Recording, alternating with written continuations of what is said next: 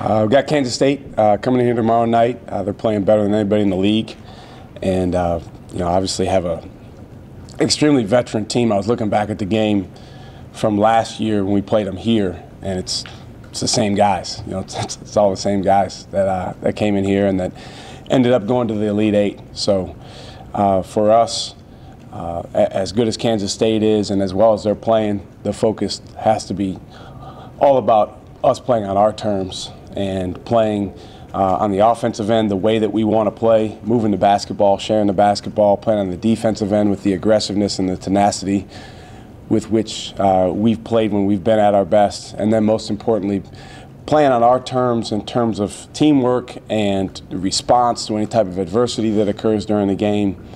And when we do that, that's what gives us a chance to be our best. Do you take anything from your first meeting with him since Wade didn't play?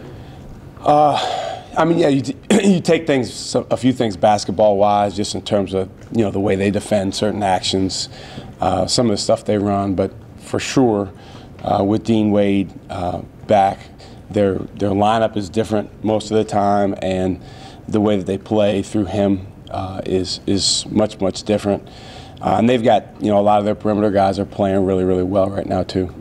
Have you guys done anything that changed what the guards are doing to become more consistent, just better overall in recent games, as far as the way the team approaches to? Just trying to beat them over the head with that, the approach that they need to take to play in a consistent way. Trying to get those guys connected around each other and understand how much they impact one another, how much Courtney impacts Matt, how much Matt impacts Snoop, how much Snoop impacts the whole team. And I think it does start with Snoop because he's the senior. He is our leading scorer. He's a guy on the defensive end when he's locked in that can be as good as anyone.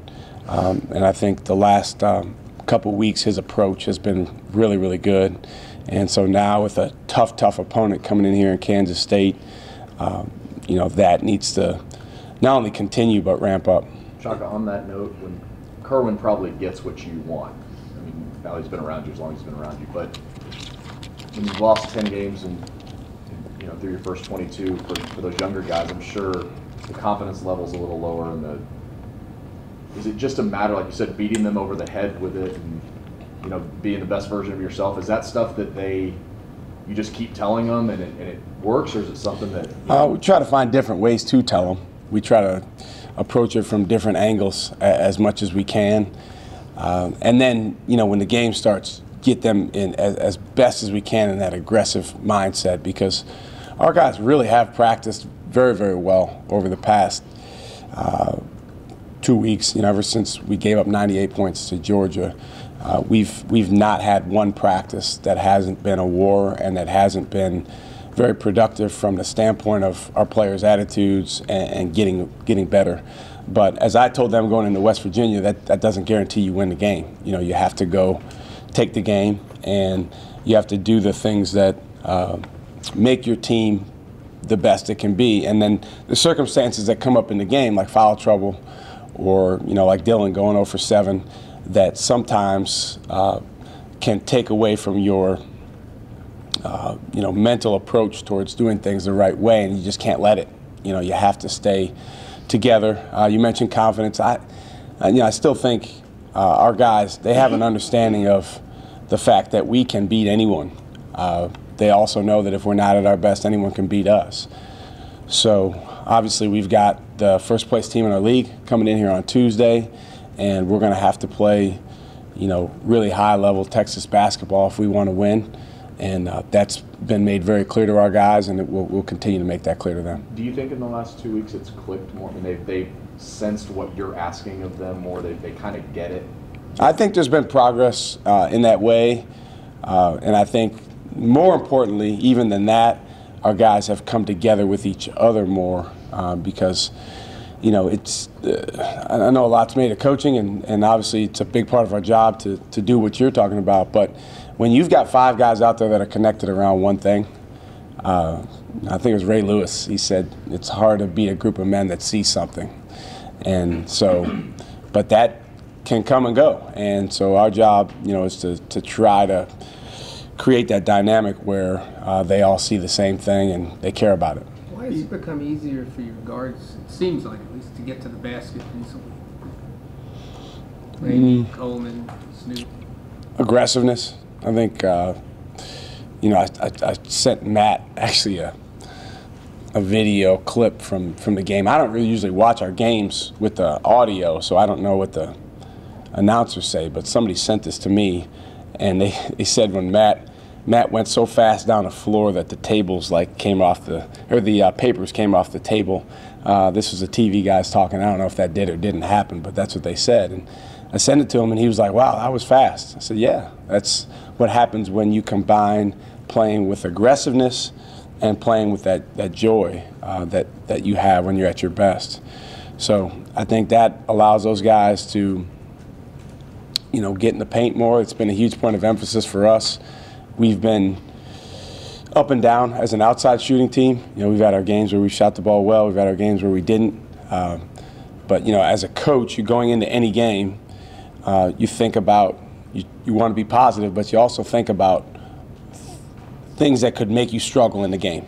And the number one thing offensively is, well, if we go 1 for our first 10 from 3, or the ball's not, then again, you got to get in the paint, you got to get to the foul line, and that's been a big point of emphasis. Shaka, you talked a lot about how the guys they get too down about the previous play or whatever. Well, these last few weeks, the opposite has been true. They've been getting ramped up when dunks happen or a 3 or whatever. I mean, is there a way to kind of orchestrate that as a coach?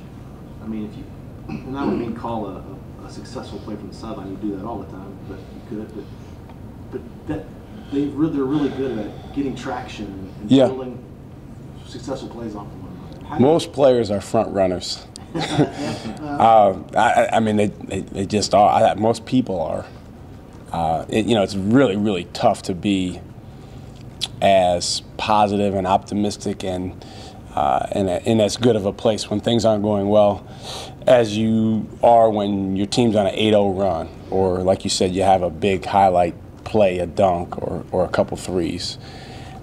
So, yeah, to your point, we try to create that. But I think what's even more important is the mentality of focusing on the next most important thing, the next play. And, there's been times, Ryan, where sometimes we get too excited when some things go our way. And we got to do the next thing. We got to get the next stop. And this game tomorrow night will be a big test of that, because, there will be runs both ways. And, they're really, really good on defense, and they're able to turn defense into offense. So just focusing on the next most important thing is the key. But to your point, utilizing when you do something well as a team, utilizing that to gain momentum and understand what created it and try to do it again. Kind of along those lines with the guys you've had, Jarrett, Mo, Jericho, you've had that above the rim offense that can kind of stop the opponent momentum, give you a little bit of a charge. Is there a way you can really coach that, either you or Coach Horn, with your bigs, and with last game your guards can coach that above the rim offense? Just throw them the ball as much as we can. I mean, we spent a lot of time on getting those guys to sprint to the rim and try to throw the ball up to them, depending on how the other team guards it. Sometimes it's there, sometimes it's not there. It's one of those passes where, and you've seen this before with our team, if you make it and make the pass and it's not there, then it turns into a turnover. So, Courtney's probably the most fearless of the guards at just letting it go. Obviously, Jackson's as good as anyone at going up and getting it. Jericho is getting better at that. But that's, part of our system and how we play. And then, when we space the floor, when the guards are able to get downhill and attack, if the defense helps up, then we can throw it up to them as well. But, we want to create that as much as we can, because those are really high percentage plays. It's not as much what you do with the ball once you get up above the rim, but setting that up with pick and rolls. Setting it up, they're pretty good at knowing what to do with it if the pass is made there, and it's one of the reasons Jackson's shooting 70-something% from 3 or from the field, because when you throw it up to him, he's going to be able to catch it and dunk it. He's got great hands, but it's about creating the basketball situation, whether it's a 2-on-1, whether it's a pick and roll, that allows us to make that pass. What did you see of speaking of Kent State's first game, what did you see in the last 8 minutes that turned a very tight game that could have gone either way? Yep. I mean, bang, it was a 20-point win. Besides a couple of Jace threes. Yeah. But did you see anything out of your guys' approach or just them fold or anything? No, I think just continuing to attack, particularly on the defensive end. You know, if you look at scores in our conference, typically it's harder to defend the other team. And this is both ways in the second half because you get a little tired. Both teams get a little worn down. The offenses start to figure it out a little bit. Okay, here's how you score on this defense. And I think the thing we did well in that game is we just continued to defend. You know, obviously, anytime you can hold a team to that low of a number, you give yourself a phenomenal chance to win. Now, again, they were missing some of their better players. So, you know, their team is whole right now, and they'll be much more challenging to defend. But that was really the difference for us. And then, to your point, I think we made our last maybe 7 threes, something like that. You know, Jace is a guy that we believe in, and you know, all shooters at times can be streaky, you know, but we want to continue to put him in positions where he's getting open threes because we think over time he's going to knock those down. Back at the beginning of January, you guys had a chance to win 4 in a row, start 3-0 in the league, and you had that first half at Oklahoma State. Yeah. What's different about this group now? I mean, a similar opportunity to have a 3-game winning streak, a big opportunity. Well, we're going to find out. We're going to find that out, Dustin. And, you know, I talked to our guys about that yesterday because that was probably as disappointed as I've been in our team, you know, this year. And you know, we're not going to go back and dwell too much on it, but we can learn from it. And I do think our guys are in a better place in terms of humility, at least when it comes to understanding that whoever we play in this league, you know, they're capable of beating us, we're capable of beating them, and it's more than anything about us playing the game on our terms. So, you know, I can tell you that, you know, from our guys' standpoint, they seem a lot more locked in than we did when we started that game. But the proof is in the pudding, you know, when you play the actual game. And, you know, to me, with this game, with it being the first place team in the league, I don't think there's going to be any type of question about motivation, nor should there be. It's going to be more about execution and doing what we need to do to win.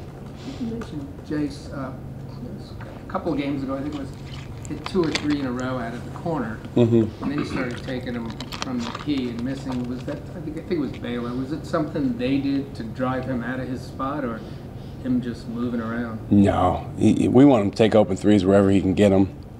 The way they play in their zone, the corners sometimes are available, sometimes open, but then they went to man-to-man. So we want to find him wherever we can. And, again, he's a guy that we believe in, even if he misses a couple, 3, 4 in a row, we think has got a good chance to make him down the stretch. And he's had some games where he's really helped us in the second half of games, breaking a game open by making a couple threes. Do you pay attention to the evaluation tool the section committee is using this year? I really like math, but you know it's not something I put a lot of stock into. I think if I was just like a casual observer of college basketball and not coaching, I probably would really get into that stuff because I like math, I like statistics, but to me that stuff works itself out if you win your games, and you know that's where my focus is with our team. You know, losing teams, there's some debate on whether teams have losing record in their conference. Get in, had 2 last year. Yeah. Big 12. Is that fair, especially when you've been on the other side of it out of ECU? Where do you strike that balance? Of who should get in the NCAA tournament? Teams with a losing record in their conference. Well, You know, I think it's all about how the selection committee says they're going to do the evaluating. And you know, somebody asked me this last year. I'm not on the selection committee, so I don't have that make that determination. You know, what we are always told is that all your games are going to be looked at in totality, not just your conference games. So it's not about the 18 league games. It's about the 31, or you know, including the conference tournament, the 33, 34, however many you play, and that those are going to be, you know, compared to whichever team that, you know, that you're being compared to. So from that standpoint, I don't think it's as much about, you know, your specific record in the league as it is about those games, because that's how they've said they're going to do it. I'm not saying that that's right or wrong. Like you said, I've been on the other side of it and been at a, you know, non-quote-unquote Power 5 league. And, you know, the thing about it is everyone's conference is challenging. There's not a coach in the country that's going to say our league's easy. And in everyone's conference, including ours, there's teams that you play that the media maybe feels like, oh, it's a done deal, you know, you should beat them. And that's not ever going to happen unless you actually go beat them. And I will say in some of those other leagues, there's more of those games than there is in the Power 5 leagues. And so that's what's challenging when you're in those leagues, is because if you do slip up and you do lose one of those games, everyone's like, oh, how could they lose that game? Well, you went on the road and, you know, they're pretty good. They're better than their name, and they found a way to beat you. Minority's got OU in as a 10, and they're 3-8. Yeah, you know, that's the thing about those projections is it really doesn't matter right now because there's so much stuff that's going to play out. You know, if you take a team right now that has whatever record in their conference, if they go on a 5-game winning streak, you know, that works itself out. If they don't take care of business, it also works itself out. So, you know me, you know, I'm just focusing on our guys and trying to help us be in the best place to win our next game. Coach, you guys on the road weren't getting killed, but what do you think you guys figured out at West Virginia, and how much did West Virginia's struggling play into it? Well, it's interesting you use the word killed because, you know, our whole mentality in that game, we always have a theme for the game, was to hunt. You know, that was a one-word, hunt. And, you know, we try to always connect the theme for the game with what we need to do specifically from a basketball standpoint to execute that theme. And our guys did as good of a job as we've done all year of carrying that stuff over. We don't control West Virginia. We don't pretend to know, you know, the inner workings of anyone else's program or what they have going on. You know, playing times, who's starting. We just focus on us. And you know, that game was not easy at the beginning of the game because there's a bunch of fouls called, and Jackson's out of the game about a minute in, and Snoop gets fouls, and you know, the game was kind of back and forth a little bit. We were able to build a 6-point lead at the half, but our guys kept trying to hunt and kept trying to attack, and I thought in the second half that's what allowed us to break it open. Shaka, back to the tournament stuff real quick. Do your guys like going and looking at the numbers and seeing where they stand and all that kind of stuff, or do you get a sense that it's Kansas State and nothing else really matters? I mean, I'm sure they look at that stuff. I encourage those guys to stay off that stuff as much as they can, but some, you know, it's a different time. These guys grow up with this now. You know, 5-6 years ago, we banned our team from Twitter. No Twitter. Okay, coach. You can't do that now. You know, it's just a different time. These guys are used to really living a large portion of their life through their phones. And so Jackson and I recently had this conversation. You know, I told him, you know, in the NBA, a lot of those guys, when they hit the playoffs, they shut it down. You know, they're not on that stuff. And you know, I told him I really recommend that we limit, you know, how much he's worrying about that. Do they look at, you know, what's being said about the NCAA tournament? I'm sure they see some of it. Occasionally we might use some of it, but like I said, it works itself out if you do the right things as a team. So we put all of our focus on having a great practice today, trying to move these guys forward, have them in the right frame of mind, and then again playing the game on our terms. How much of it's fun at this time? I mean, how much do you, versus just a business aspect of going about a game? How much do you try to emphasize this is the fun part of the year where you get to? Well, it's interesting because you brought up all the stuff on the internet and media and all that. That stuff's all drama, and that's a big part of why we're all standing here. Not just you guys, me too. I mean, it's all drama that's created, and it's a lot of fun for fans, and it's a lot of fun for people following it. And sometimes people love following the negative stories more than they love following the positive stories, or they like the highlights. But I think your point is huge. It's just still enjoying playing the game of basketball against a high-level opponent in a game that really, really matters, and getting a chance to go get better as a team, do something special as a basketball player, and move forward. And then can you take that game and that experience and grow from that? We talk all the time about one of our core values is growth. Sometimes the focus on growth gets obscured by all this unbelievable emphasis on what's going to happen, or are you going to do this, or what your record is. Or you still want to grow. I mean, no matter what happens tomorrow night, when the game gets done, we have to get better. We have to improve. If we played our best basketball game last week, that's a problem. We have to keep improving. So for the guys that enjoy growth and improvement, it is more fun. That's why Jared Allen was as unique a player as I've ever coached, in that he just got a kick out of learning stuff.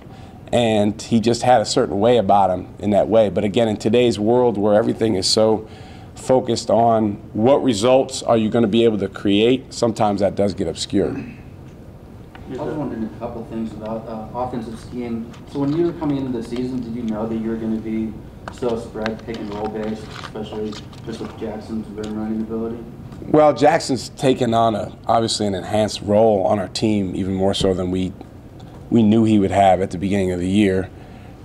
So not quite to the extent that we are, but we knew that could be something that we thought would be good for us.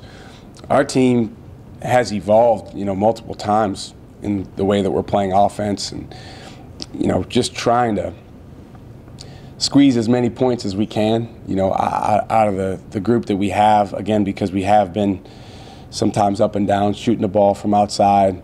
As you know, there's been stretches in the season where, Dylan has had a certain role out there, and now, of late, we've thrown the ball into him a lot more again, because we feel like that's been an engine that has at least created some open shots for us. So we're still evolving and figuring out what's best. And so, can you talk about some of those adjustments? I know some of it, you run some slip screens to Jace. I think against Iowa State, they kind of got the offense going, and some stuff just asking the guards to just beat the guy in front of them off the dribble without a ball screen. Yeah, a lot of it is what is going well for us at the time, and then what the other team's trying to take away. So depending on their pick and roll defense, we may slip the screen. Particularly with Snoop, sometimes he's better without a screen where he has space just to drive and attack. Of late, when we space the floor and really get great spacing, Matt and Snoop, and to some extent Courtney, have done a really good job attacking one-on-one. It's it's one of those things where your players kind of dictate your scheme when they're playing well, because hey, if Courtney Ramey being out there shooting a pull-up three is working well for us, we'll do it again. But it's all dictated by what guys are doing well. But in general, we want to get the ball in the paint as much as we can, and then from there make a good decision. Is that a springboard game for Courtney, maybe? I hope so. He was scouted for me, co-newcomer of the week in the league. He's a guy that's capable of being a terrific player here, and what I love about him is he has a purity to his competitiveness that is as good as anyone I've coached. I mean, he just wants to compete and win. He has a raw emotion to him that sometimes can get the best of him, but is 99% of the time a really good thing. And so it's great to see him out there playing really well. A couple people said to me they didn't know he could dunk, so I'm glad that. He done some practice. Yeah. I mean, but it's good to see him doing the You game. know how to react when the game wasn't close at the end? Did I? It's nice. It's nice to be able to smile about it, and also, you know, to get all the guys on our team in the game.